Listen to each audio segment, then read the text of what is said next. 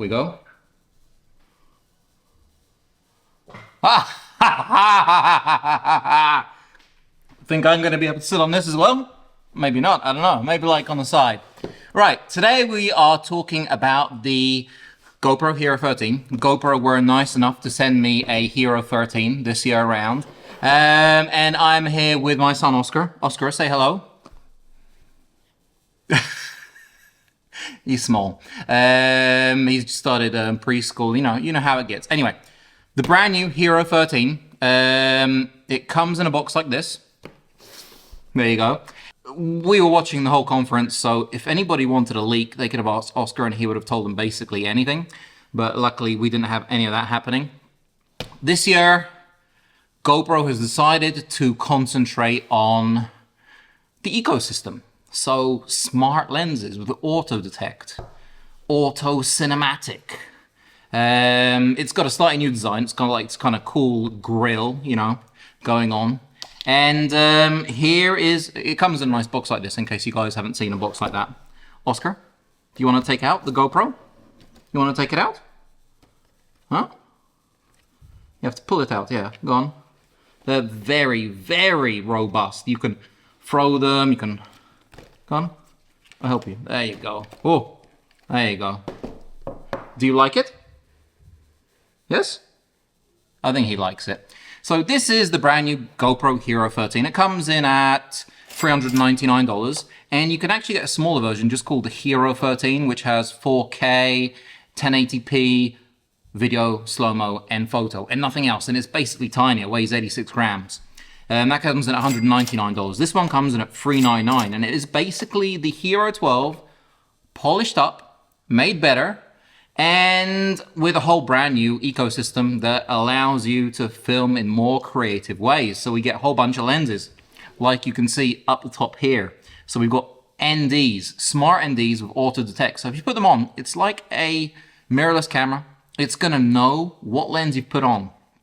And the cool thing is, it knows what ND it's got on. So if you're a beginner and you have no idea what is ND4, ND8, ND16, and ND32, and how they help you achieve more cinematic motion blur, then the camera's going to say, hey, you got to put on the next ND or two lower NDs, and then it's going to be perfect, and you're going to have natural cinematic motion blur like in Hollywood films. Isn't that right, Oscar?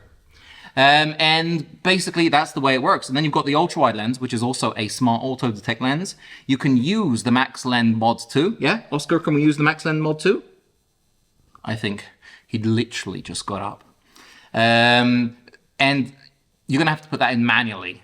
But this one, it allows you to go straight off the bat. You also have macro, which has this is pretty cool, yeah? So we're gonna take out the macro. We're actually gonna stick it on. Oscar? There's a little thing. And it's got little blue dots, so you know where to put it in. You clamp it on, and just like the Polar Pros, you take it off you without touching the lens. This has got a focus ring. You wanna turn that, Oscar? See if it's easy? Huh? You wanna turn it? Look. It's easy. And that lets you focus in really close to 11 centimeters all the way to infinity. Gives you some cool bokeh, and it is waterproof down to 1 meter. The anamorphic, which is not here yet, I'm afraid, I think it's 2025, and the wide lens are 5 meters, and all the NDs are 10 meters underwater. So the actual GoPro Hero is 10 meters waterproof. It looks really nice, and to take it off, you basically just lock it out, and you've got it ready. Like I said, you don't have to touch the lens. The next one is this one. Oscar, look. Oh, you want to hold that? No? So this is pretty cool, and it is the smart one. It's got 177 degrees field of view, and it now films in a 1:1 ratio, which is really cool because you've got basically everything you want all from this one lens. Look, there's the camera. Daddy is a 43-year-old YouTuber, you see? And I talk to the camera and look at myself every single day. It's fun, it really is. So we have 360-degree lock, 4K 60 and 1080p 120 frames per second. And this one comes at $99. The macro and the anamorphic are $130, and the NDs are $70. Like I said, kind of Polar Pro kind of design, so you don't have to touch anything. Now, the NDs are really nice. Comes with a silicone cover, and they've got this kind of like mirror kind of look to them. Very, very kind of nice filters, really easy to put on. It's really cool that GoPro have gone for this kind of, you know, kind of ecosystem, basically enlarging everything. Because if you're wondering what the differences are between the Hero 12 and the Hero 13, I'm going to tell you them right now. We have burst slow-mo. So in burst slow-mo, flip it over again, we have 720p and 400 frames per second. That's 3 minutes footage, so it's a lot. 900p and 360 frames per second, that's 3 minutes of footage. And we have 5.3K in 120 frames per second, which is 20 seconds of footage. That's a fair amount for slow motion, right? And we also have HLG HDR in the GoPro Hero 13, which is a 2100 rec color space. So if you have the possibility of using that and showing that, then you now have that option. We have audio tuning, so you can tune it so that your voice is clearer and it basically concentrates on your voice. We have Wi-Fi 6, whereas the Hero 12 had Wi-Fi 5. We now have GPS. Oscar, we have GPS. We have GPS. GPS is back, which is fantastic, and all the data overlays are available. Custom presets in camera, so you don't have to use the app anymore. You can write naughty words and do whatever you want. I have ones. And we also have, Oscar, look.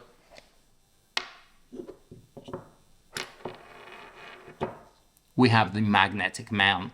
So we have 3 ways of mounting the Hero 12. Look, Oscar. Look. See? 3 ways. So we have the fingers, yeah, Oscar. We have the fingers. We have the quarter 20, yeah, which is more professional, little hole at the bottom. The quarter 20 and the magnetic fingers are pretty cool. And we have this, which I know it might look like something from Insta360 or DJI, but it's way sturdier. It feels really in there. And the coolest thing about it is that we can turn it around. I don't know if you've tried the DJI or the Insta360 ones. You can only do it one way, which is a nightmare, and it drives me crazy. In fact, the Insta360 ones I think are dual way too, but the GoPro, the DJI definitely is a one way. That's extremely annoying. Now, under all this, we have what the lenses look like. So, for example, the macro, you can get really nice and tight. The conference that we saw was fantastic, and you got some really cool shots. But in here, we have the battery. And the battery, I'm afraid, is different. It's a different battery. It's larger. It's 1,900 milliamp hours, so it's a larger battery. Apart from that, we have the HP series smart lenses. So that's the differences between the Hero 12 and the Hero 13. So yeah, the battery is different. You can't use the old chargers. And there's one thing that I'm afraid I really have to say about GoPro. There's no fast charging in the camera yet. Now, that's a little bit frustrating because Insta360, DJI, they'll have fast charging. You plug it in, and within like 20 minutes, it's 80% charged. So really, really fast. Whereas the GoPro, that charges a long time. And that kind of, it's a little bit annoying. So you do need a few batteries just to make sure everything is going nicely. But I will tell you one thing. The filters, the lenses, they work on this one. You want to take it off? Let's go here. Take it off. Is it easy? Oh, there you go. It's really easy to use. They all are scratch resistant and they are hyper smooth compatible, by the way, these new lenses in this new ecosystem, the auto smart detect lenses. And the anamorphic one is pretty cool because it's 21:9 and 16:9 ratio. And it has in-camera D-squeeze, so that is insanely cool, but unfortunately it's not available yet, and it probably won't be on 2025, so that's a little bit sad. And it has flares, and it has the pin cushion, so it's got this kind of normal, natural, anamorphic look where the sides are kind of soft, and it's got this pin cushion look to it. The flares are, you know, they're going wild. It looks really, really nice, so I'm really looking forward to the anamorphic lens. Now, the ultra-wide and the macro lenses are available, as is the ND pack. And the focus ring is pretty cool. And not only, if you can't focus, not only do you have a focus ring, but you have peaking. So you can turn on peaking in various colors to help you focus in on macro shots with the GoPro, which is fantastic. I think Oscar's wrecking Hero 13. Well, I have a few films ready already. I'm just unboxing this for you guys with Oscar so we can, you know... Well, there goes the filter. And there is another cool thing. Oscar, we have Contacto. So you basically take off this door right here and you have a new door called Contacto, which is pretty cool. And it's basically a new door. You stick on the side here, you clamp it in, yeah? And with that door, you're going to have a magnetic kind of lock on the side where you have a cable. Now this cable is waterproof, 10 meters waterproof.